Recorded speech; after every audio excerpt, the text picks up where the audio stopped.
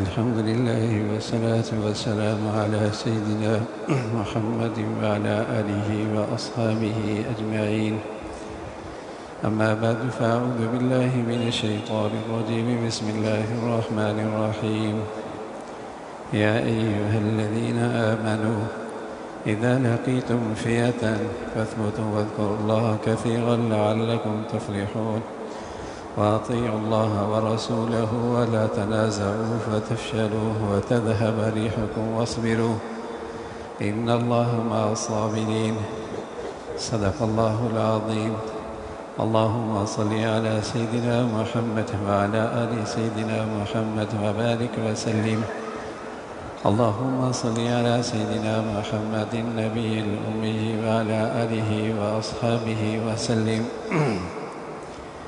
میرے معزز مسلمان بزرگوں، عزیز بھائیوں، اللہ تعالیٰ کا ارشاد ہے کہ اے ایمان والو اذا لقیتم فئة فاثبتوا، جب تمہارا ملاقات اور تمہارا معاملہ کسی جماعت سے ہو اور جنگ کے میدان میں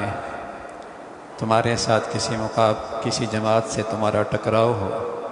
تو فثبتوا، پھر استقامت کا اور مضبوطی کا مظاہرہ کرو اور خوب اللہ کو یاد کرو، اور ایسے موقع پہ اللہ اور اللہ کی رسول کی اطاعت کرو اور آپس میں جوڑ رکھو، اتفاق رکھو اور اپنی صفوں کو نفاق سے اور انتشار سے محفوظ رکھو، اس لیے کہ انتشار اور نفاق سے قوت اور طاقت کمزور ہو جایا کرتی ہے اور دشمن کو موقع ملتا ہے۔ یہ اہل ایمان کو ہدایت ہے کہ جب مسلمان کسی دشمن سے میدان جنگ میں اس سے واسطہ پڑا ہو تو اللہ تعالیٰ کی طرف سے یہ پیغام ہے، پھر کمزوری نہ دیکھو، تدبیر ضرور کرو، اسباب وسائل ضرور اختیار کرو، لیکن مسلمانوں کی اصل طاقت اللہ کی مدد اور نصرت ہے۔ اللہ اور اللہ کے رسول کی اطاعت سے اور اسے یاد کرنے سے اللہ کی مدد اور نصرت آیا کرتی ہے۔ یہ اللہ کی طرف سے ہدایت ہے۔ امت مسلمہ خوش نصیب امت ہے کہ دشمن کے ساتھ جنگ اسے اسلام نے ایک معزز اور اسے عظیم فریضہ جہاد جیسا عظیم عبادت قرار دیا ہے، اور یہ جہاد اور شہادت یہ وہ عظیم عمل ہے کہ روئے زمین کے سب سے پیاری مخلوق حضرات انبیاء علیہ السلام ان کی آرزو ہوا کرتی تھی، ان کی تمنا ہوا کرتی تھی، ان کی چاہت ہوا کرتی تھی کہ جہاد کا فریضہ اور جہاد کی عبادت ملے اور شہادت جیسا منصب ملے، بلکہ انبیاء علیہ السلام میں خاتم النبیین، امام الانبیاء محمد الرسول اللہ، جن کی نبوت اور نبوت بھی پھر ایسی کہ عظیم نبوت جس سے آگے انسان کسی عظیم مرتبے کا تصور بھی نہیں کر سکتا، ایسا پیغمبر بھی کہہ رہے کہ اگر مجھے اپنی امت کا مشقت کا اندیشہ نہ ہوتا تو میں کسی جہادی دستے سے پیچھے نہ رہتا۔ لولا اشق علی امتی ما قعدت، اگر مجھے اپنی امت پر مشقت کا اندیشہ نہ ہوتا تو ما قعدت خلف سریہ،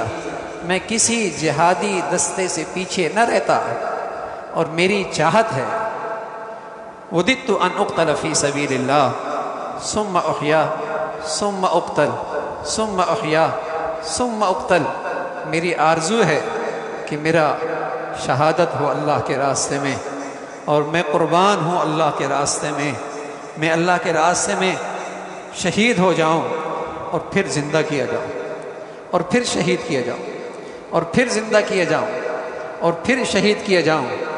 رسول اللہ صلی اللہ علیہ وسلم فرمایا کرتے تھے جنت میں جانے کے بعد کسی جنتی کو یہ آرزو نہیں ہوگی کہ میں دنیا میں آؤں،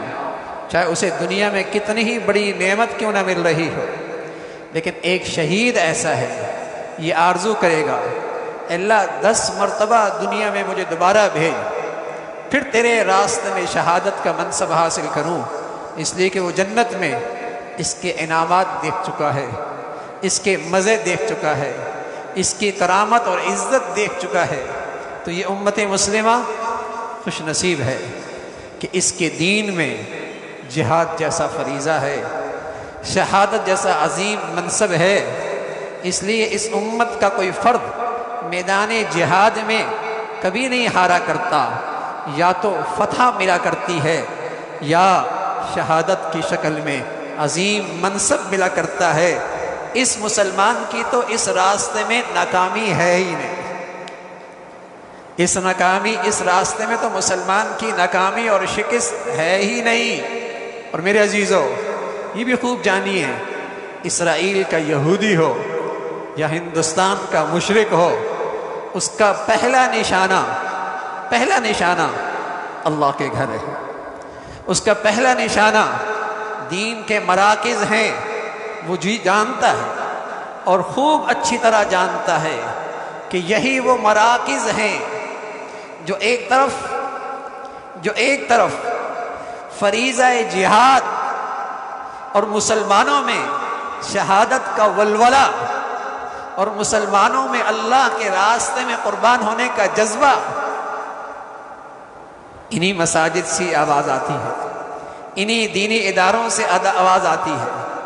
اس لیے کہ یہی قرآن حدیث پڑھنے کے یہی مراکز ہیں۔ وہ خوب جانتا ہے، اور دوسری طرف وہ یہ بھی جانتا ہے کہ اس ملک کے سب سے پہلی دفاعی قوت انہی مساجد اور مدارس کا طبقہ، یہی اس ملک پر قربان ہونا اپنی سعادت سمجھتا ہے، یہی دیندار طبقہ، مساجد سے جڑا طبقہ اس ملک کا فرض حفاظت اپنا فریضہ سمجھتا ہے اور اپنے ایمان کا تقاضا سمجھتا ہے، اپنے ایمان کا تقاضا سمجھتا ہے۔ اس ملک میں جو بھی جتنا مسلمان اچھا اور بڑھیا ہوگا، اسے اپنے ملک سے اتنی محبت ہوگی، وہ اپنے ملک کا اتنا وفادار ہوگا، وہ اپنے ملک کے لیے قربانی دینا اپنی سعادت سمجھتا ہے، اپنی خوش نصیبی سمجھتا ہے۔ تو یہ امت مسلمہ خوش نصیب امت ہے کہ اس کے دامن میں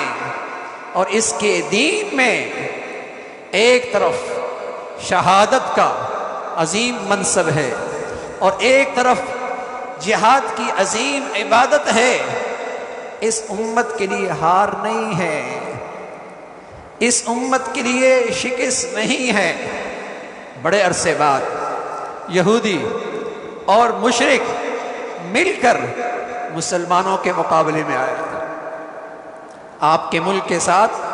اس وقت جو جارحیت ہے وہ ہندوستان کے مشرک بھی ہے اور دوسری طرف اسرائیل کا یہودی بھی اس میں شامل ہے۔ بڑے عرصے کے بعد یہودی اور مشرک دونوں مل کر اس ملک کی جارحیت کے خلاف اکٹھے ہیں، لیکن الحمدللہ افواج پاکستان کی سرحدوں پہ کھڑے وہ نوجوان جنہیں اللہ رب العزت نے اسلام کے بدولت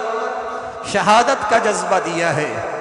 جنہیں اللہ رب العزت نے جہاد کی عظمت عطا فرمائی ہے، رات دن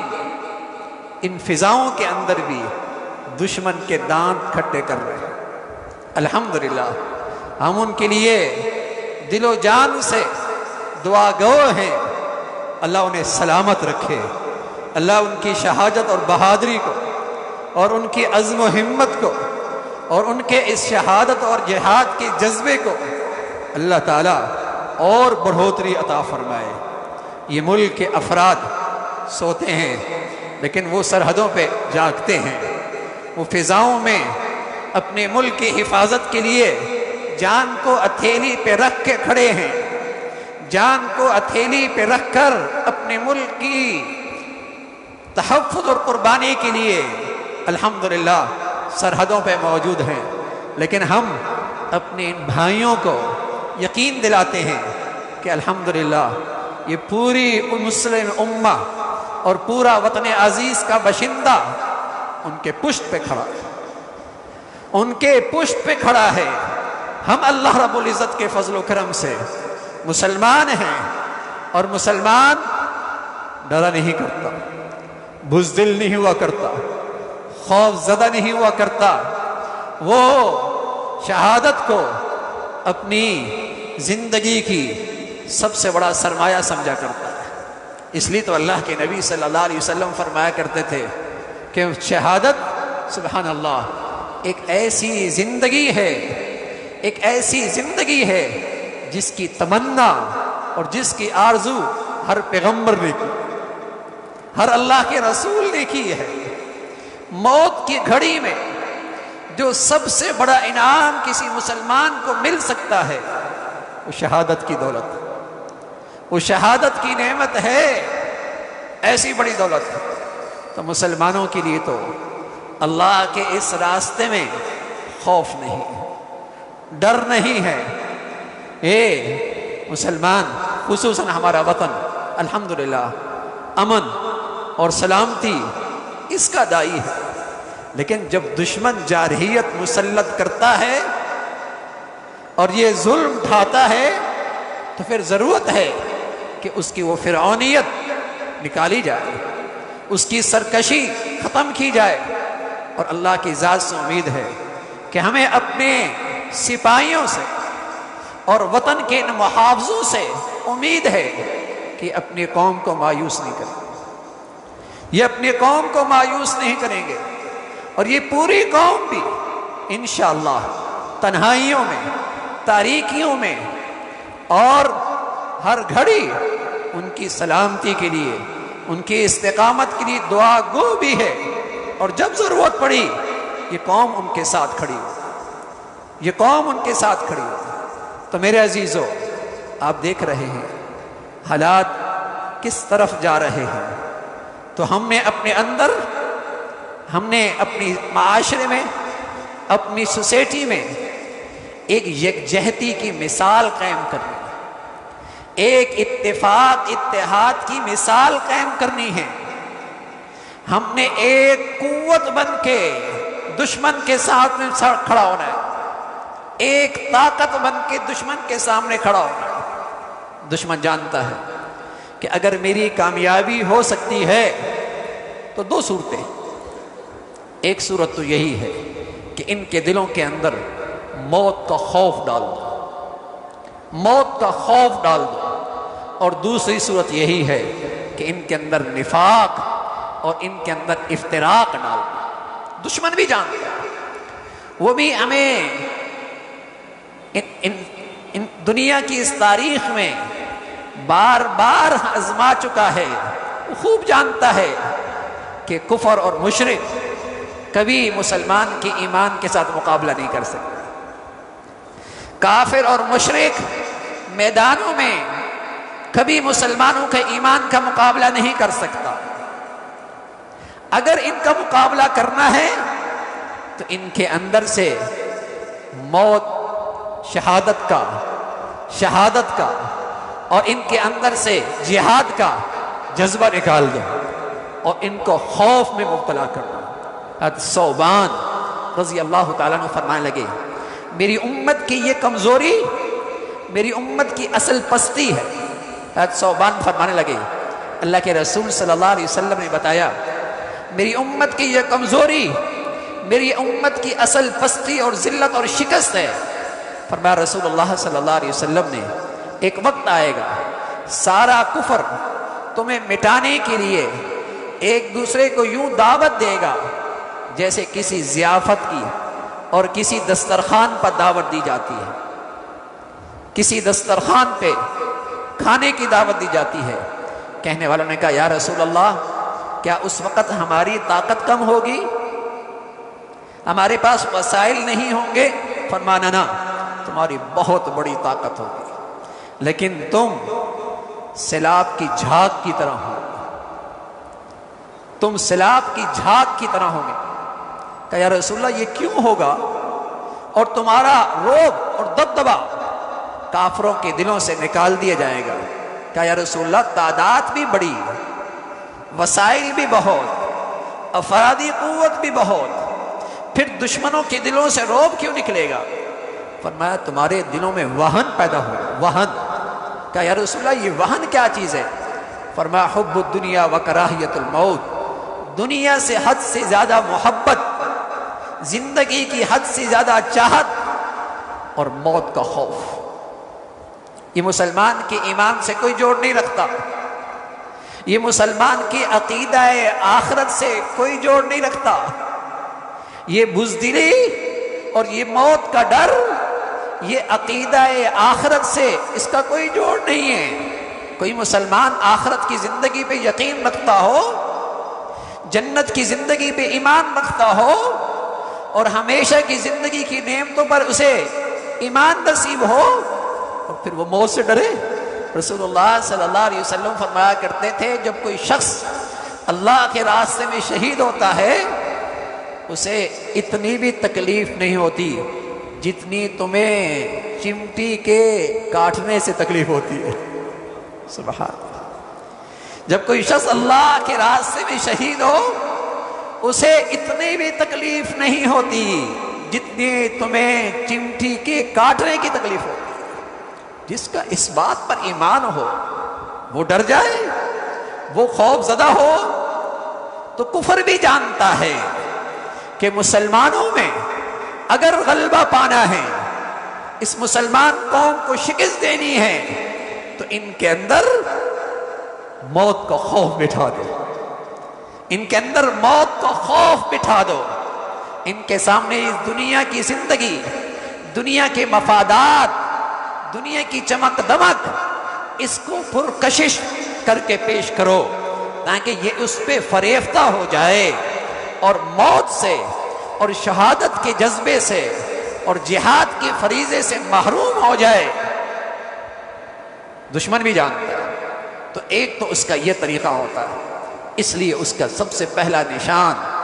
قرآن حدیث کا علم، قرآن حدیث کے مراکز، اللہ کے گھر، اور وہ آوازیں دبا دینا، ان آوازوں کو دبا دینا جو اس امت میں اس فریضے کی اور شہادت کے جذبے کو فروغ دیتے ہیں۔ اس لیے وہ ان کو راستے سے ہٹانا چاہتا ہے، اس لیے وہ ان کی زندگیوں کو سب سے پہلے نشانہ بناتا ہے، اس لیے کہ وہ جانتا ہے کہ یہ وہ طبقہ ہے جو مسلمانوں کے اندر حریت، جہاد اور شہادت کا جذبہ پیدا کرتا ہے۔ یہ اس کا پہلا ٹارگٹ ہوتا ہے۔ اور دوسری چیز اس کی کوشش ہوتی ہے جو اللہ تعالیٰ نے بھی فرمایا وَلَا تَفْشَلُوا، آپس میں افتراق نہیں، انتشار نہیں۔ ہم اپنے تمام اختلافات اس وقت بالائے طاق رکھیں، دشمن کو ایک طاقت بن کے دکھائیں، دشمن کو ایک قوت بن کے دکھائیں، اپنے سپاہیوں کو حوصلہ دیں، اپنے اتفاق سے، اپنی یکجہتی سے، اپنے اتحاد سے، جو اس وقت سرحدوں پہ کھڑے ہیں اور 24 گھنٹے کھڑے ہیں اور کسی لمحے بھی انہیں شہادت مل سکتی ہے، ان خطرات میں کھڑے ہیں۔ انہوں نے اپنی ہتھیلیاں، ان کی بھی مائیں ہیں، ان کی بھی بچے ہیں، ان کی بھی گھرانے ہیں، لیکن آج وہ تمام تر خطرات کے اندر استقامت کے ساتھ کھڑے ہیں، تو ان کا حق بنتا ہے ہم ان کے لیے دعا گو بھی ہوں، ہم ان کے لیے سلامتی کی دعا بھی کریں اور اپنی یکجہتی اور اتفاق سے انہیں حوصلہ بھی دیں، اپنی ہمت اور اپنی یکجہتی اور اتفاق سے ان کو اور زیادہ جوش و خروش عطا کریں۔ اللہ تعالیٰ ہمارے ان محافظین کو اور ان سپاہیوں کو اللہ تعالیٰ استقامت نصیب فرمائے، اور اللہ رب العزت انہیں اور ترقی نصیب فرمائے، اور انہیں ہر شر سے اور ہر فتنے سے محفوظ فرمائے، اور انہیں ملک کے اس تحفظ میں اور ہمت اور جوش و خروش عطا فرمائے۔ وآخر دعوانا الحمدللہ رب العالمین۔